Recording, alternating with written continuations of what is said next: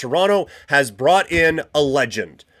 Probably won't play with him, but the Raptors have brought in a legend, part of a couple of moves that the Raptors have made leading up to today's NBA trade deadline.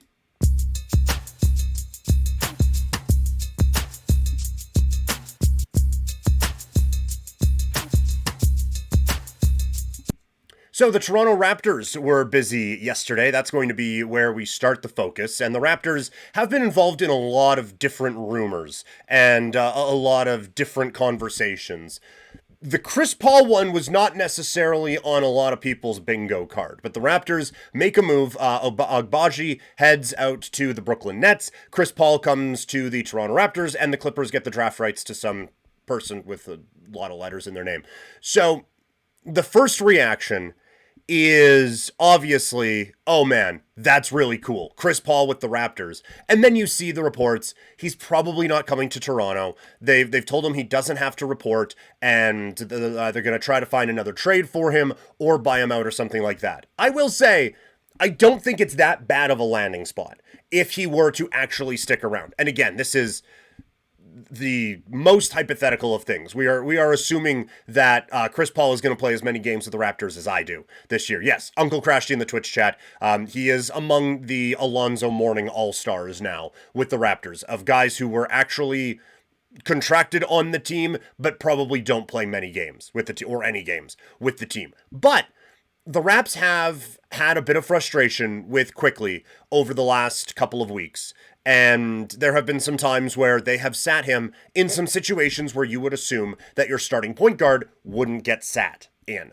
So I don't think it would be the worst thing to have a veteran backup in that role to just be able to kind of keep it between the white lines. Because the Raptors do have pretty good depth. It's really young, though. And having Chris Paul, locker room frustration as he is, but having Chris Paul around some of those young guys to kind of mentor them, I think that's a pretty good thing. So again, we are not assuming that Chris Paul plays any games with the Raptors, but I also don't think it's an awful fit for them either. We are all kind of hoping that we go to a team that has potentially higher championship odds than the Raptors may have. I think a reunion out in OKC would be a whole lot of fun. I don't think anyway that anyone can fit anything under whatever, but I think it would be at least an interesting, like, oh, that's kind of neat to have that happen. But either way, Chris Paul will remember these moments always, that Paul is a member of the Raptors. But the team does make at least a move featuring someone who will probably don the Raptor jersey, and that's Trayce Jackson-Davis, acquired from Golden State for a second-round pick. Again, whoops. Everything's happening, and it's going so crazy that the microphones are falling down. Pets' heads are falling off, all of that stuff. So Trayce Jackson-Davis goes to the Raptors for a second-round pick from Golden State. And the Raptors, that has been, aside from star chasing, this has been the big thing that Toronto has been looking for, is some center depth. Jakob Poeltl has been, to put it politely, banged up this season. And that is a contract that I think this team is going to regret. And it felt like you were negotiating against nobody out there. And so a little bit of frustration that's what's happening. Mamu has been great in kind of filling in some of those minutes, but they've needed a little bit of center help. It's why that they have been linked to guys like Sabonis and stuff like that. But Trayce Jackson-Davis, he's not really solving a major height situation, as he is only 6'9" as a center, but it's still some center depth, and it's still the big part of all of this is that it keeps them under all of the different taxes and aprons and everything that they need, so that once this buyout market gets going, they can go out and add someone else. Not that Toronto is this amazing destination, but there's still an opportunity to add a little bit more depth there for the Raptors. So they make a couple smart moves financially. I like Agbaji, but it's just a numbers game. There's a bunch of young dudes that you kind of like, but this one you kind of understand from their standpoint. So we will see if the Raptors do anything else here in the next little bit. I have over on Twitch the prediction, contest right now. Do the Raptors make a trade while this stream is happening? You can vote yes or no over on twitch.tv/primetimepk right now. Deeds, down goes the mic. It's yeah, been one of those days. I need to get a better setup in here because like the mic cord is right by my arm, and I'm a pretty you can't always see it because of the camera zoom and all that, but I'm a pretty handsy talker, so that's on me. I need to not have that there.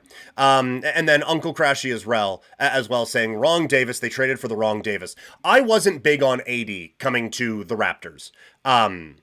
We talked about it when the news broke yesterday that he was going to Washington. When he is healthy, incredibly talented human being. No question about that. Like one of the most talented basketball players in the NBA. And if you could make, like, if we did NBA 2K and we just turned injuries off, there's a chance this is one of the best players in the league. But because of all the injury issues and everything like that, it would scare me to give up the kind of assets that the Raptors would need to give up to bring that guy in. They didn't have the CJ McCollum random throw-in contract and the Bagley, yeah, whatever, we'll give him to you. They don't have a whole lot of that. And so it would just, while I think he is very good, and he is obviously an upgrade over where the Raptors are right now at center, the extension, going to be huge. And the injury issues are prominent, right? So I would much rather, if you're going to go the center route and the big time center route, I would much rather the Sabonis's of the world or someone along those lines. When I saw Triple J get traded, that was the one that would have been sweet. I think Sabonis fits what they're trying to do offensively a little bit better. Defensively, but this team is good enough, I think, to make up for it anyway. But yeah, like AD is greater than signed Trace Jackson Davis. Like I'm not saying no. They actually got the better Davis, but I still would have been a little bit of a hesitation on what they would have had to give up for that. Now, would I have cheered for him? Of course I would have. But it wouldn't have been the move that I would have picked necessarily. We got Deeds saying, wouldn't that be the most Raptors thing to do? But Toxic saying the Raptors are allergic to 7-foot centers. AD at center is going to make him more injury prone. That's a part of it too. He's never wanted to play center. He wants to be a 4. I don't think there's a lineup you could do that would make sense for that. Like how, now we're really talking in hypotheticals, but how would you do that to keep 80 at the 4 with the Raptors? Depending on who, like Barrett has to go out in the deal, right? So it'd be like Quickly at the 1, like Barnes at the 2, BI at the 3, 80 at the 4, and Mamu at the 5. Or you just have Ingram be a point center as your 5, and then whoever is going to be the 2 guard, if and when they trade RJ Barrett, rolls into that spot. So you could do it, but yeah, he is someone who is injury prone and also doesn't want to play that big position, but kind of has to, or would have to anyway, with the Raptors.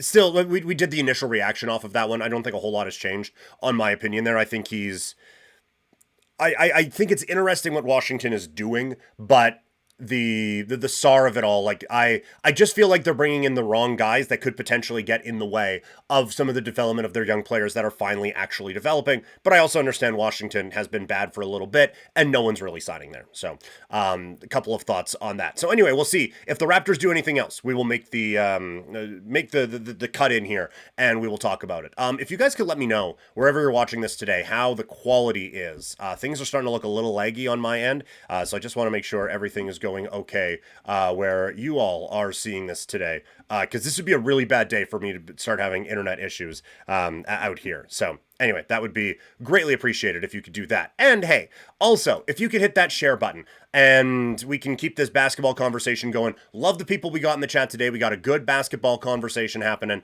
but I want you guys to be able to talk to more people. So hit that share button and we can get this show rolling.